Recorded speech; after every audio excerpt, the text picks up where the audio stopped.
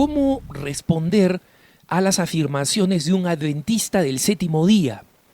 Un adventista del séptimo día es aquel que pertenece a esta denominación que se fundó en Estados Unidos hacia finales del siglo XIX y que reclaman ser en realidad no un grupito que nació en Estados Unidos a finales del siglo XIX, sino que son en realidad un remanente fiel que quedó en un rinconcito perdido después de la predicación de Jesucristo y que han sobrevivido a lo largo de la historia escondidos en algún lugar, lo cual es mentira, ¿no?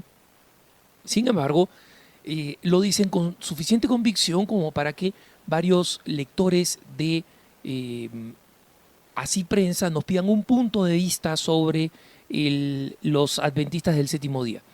En realidad, sobre el tema de los evangélicos, yo he insistido de múltiples formas.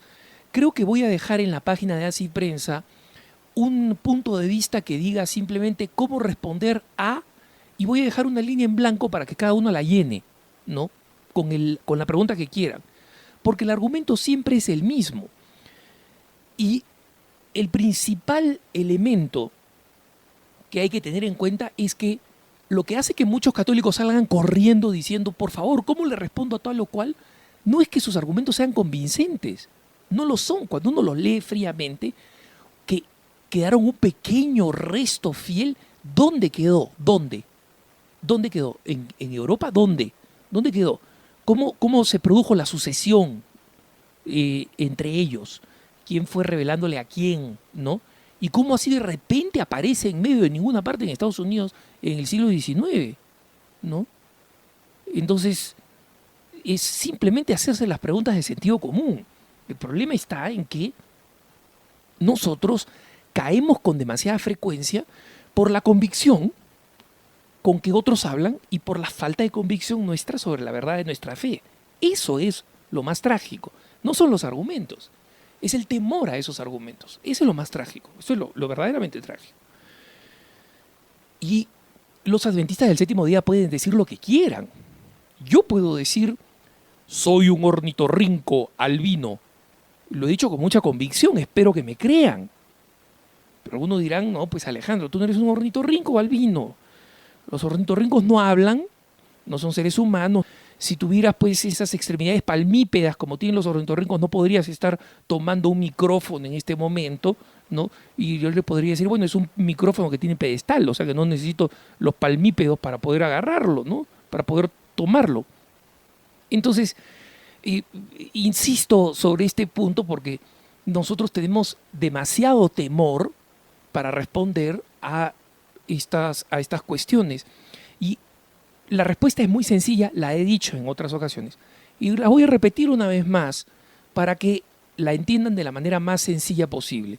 No importan los argumentos de los evangélicos ni los argumentos con que vienen a explicarnos que la Virgen María en realidad no es la Virgen María, le tienen un odio terrible a la Virgen. Es decir, los evangélicos están dispuestos a que los católicos creamos lo que quiera, hasta la Eucaristía, que es en realidad, desde el punto de vista evangélico, si uno cree lo que ellos creen, totalmente blasfemo. Nosotros decimos que Jesucristo está en un pedazo de pan, ¿no? Pero le tienen una rabia a la Virgen María y ese ya es un signo para nosotros de dónde vienen, ¿no? Pero el asunto es que no importa lo que digan sobre la Virgen María, sobre el purgatorio, sobre etcétera, ¿no? Que de todas estas afirmaciones señalan que son afirmaciones no bíblicas o antibíblicas, sin fundamento bíblico. Justamente toda la construcción teórica, todas las propuestas, todas las creencias, todos los principios, todo lo que creen, piensan cualquiera de los evangelistas, incluyendo los adventistas del séptimo día, puede graficarse como una pirámide invertida de argumentos. Imagínense una pirámide con una base enorme, ¿no? Con una plataforma enorme, que se va reduciendo hacia la base, el lugar que toca la tierra y donde se sustenta, y reposa en un solo punto. Porque nuestros hermanos, los evangélicos, dicen que ellos creen en dos principios fundamentales, a partir de los cuales se separan de los católicos. Estos principios son sola fe y sola escritura. Sola fe significa que solo la fe salva. No se necesita ni de las obras, no se necesita ni de nada, ni de los sacramentos, absolutamente de nada. Solamente tener fe. ¿De dónde dicen que sacan esta verdad? De la Sagrada Escritura. Y en consecuencia, ya no son dos principios, es uno solo. Porque todo lo argumentan en que la escritura es la única fuente de la revelación. Y nosotros tenemos que preguntar, ¿de dónde sale eso de que la escritura es la única fuente de revelación? Bueno, los grandes evangélicos conversos, los grandes famosos evangélicos conversos, Scott Hahn, Peter Kreeft, James Akin, cualquiera de ellos coinciden en señalar que lo primero que los movió hacia la conversión, junto con la historia, es el hecho de haber descubierto que el principio de que la Biblia es la única fuente de la revelación es un principio no bíblico, no bíblico. Y es interesante porque cuando uno le pregunta a un evangélico, a ver, ¿de dónde sale que la Biblia es la única fuente de la revelación? Ellos van a recurrir a una cita de San Pablo, de la carta del apóstol San Pablo a Timoteo. Y en esa cita van a decir si la palabra es la única y suficiente, ¿no? Resulta que este término suficiente, es decir, que no se necesita más, es una introducción protestante a la auténtica traducción original en griego. Y un evangélico convertido al catolicismo, que recientemente estuve citando en un punto de vista reciente, porque lo he leído hace muy poquito, un extraordinario autor de un extraordinario libro que se llama Nacido Fundamentalista, Renacido Católico, David Curry, que a su vez fue también un estudioso muy afanoso de la Sagrada Escritura, hace una observación muy interesante. En primer lugar, los evangélicos, allí donde San Pablo utiliza los términos griegos que pueden leerse tanto como tradición como escritura, al mismo tiempo tradición o escritura, cuando San Pablo hace una afirmación positiva, esta tradición es importante o la tradición hay que conservarla, etc., los evangélicos traducen en sus Biblias no como tradición, sino como escritura.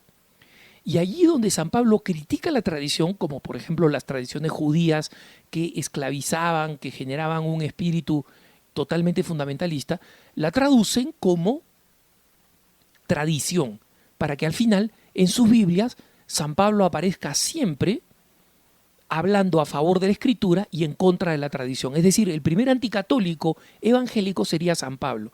Pero esta es una manipulación de las escrituras. Entonces, este amigo Curry, este autor, dice, todo el edificio de las argumentaciones protestantes se viene abajo si es que una persona, en este caso un católico, le hace a los evangélicos cualquiera de estas dos preguntas. En primer lugar, oye, ¿tú conoces cuál es el original en griego de ese texto? Y obviamente el 98% de los evangélicos no saben cuál es el original en griego. Es más, ni siquiera han tomado en cuenta que el Evangelio estaba escrito, que el Nuevo Testamento estaba escrito en griego. Se olvidan de eso. Se parecen a ese congresista norteamericano fundamentalista, que para argumentar en contra de que el español se aprenda en los colegios en Estados Unidos como segunda lengua, él señaló, si es que el inglés fue bueno y suficiente para nuestro Señor Jesucristo, debe serlo también para nosotros. Es decir, este buen hombre fundamentalista creía que Jesús había hablado en inglés. Es decir, no solamente se han olvidado de que el Evangelio no se escribió en las lenguas vernáculas de hoy, sino que se ha escrito en griego. Y no solamente se han olvidado, sino que muchos no lo tienen en cuenta, o ni siquiera lo saben. Entonces, esa es la primera pregunta. Y la segunda es mucho más interesante.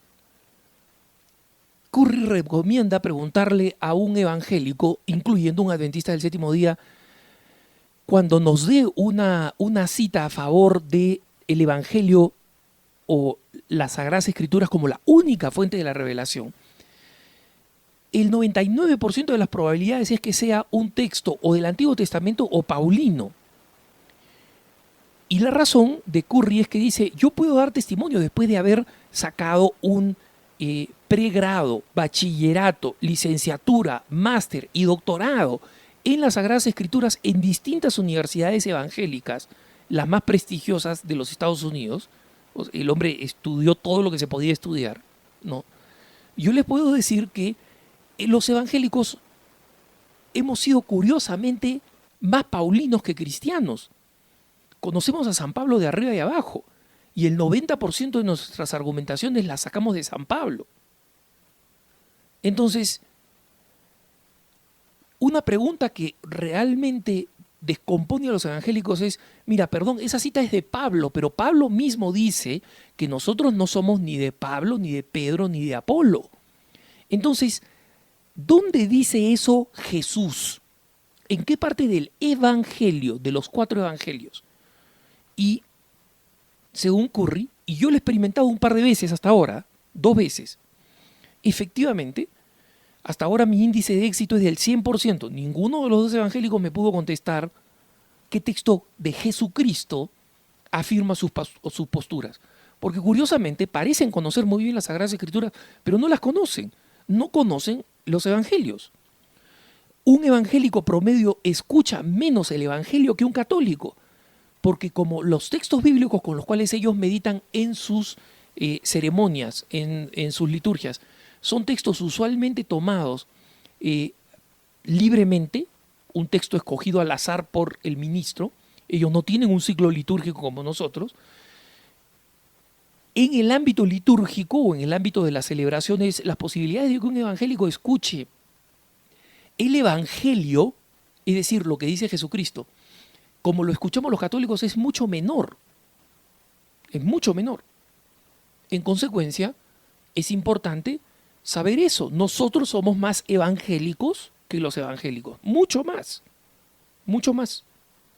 Este amigo Curry hizo una investigación y descubrió que mientras que en la liturgia católica el uso de la palabra, es decir, que cuánto la palabra era citada, ya sea en las lecturas específicamente, como en los pasajes de la liturgia eucarística, cuántos de las expresiones utilizadas, etcétera, son de fundamento bíblico, descubrió que los católicos usamos habitualmente hasta un 56% de nuestras lecturas, de nuestras liturgias tienen fundamento bíblico, contra un 16% del evangélico promedio. Miren ustedes quién usa más las escrituras y quién es más fiel a las escrituras. Entonces, lo que nos falta a los católicos es convicción. Eso es lo que nos falta. Nos falta tomar buen desayuno en la mañana, ¿no? Y salir como hombrecitos, ¿no? Y como mujercitas valientes.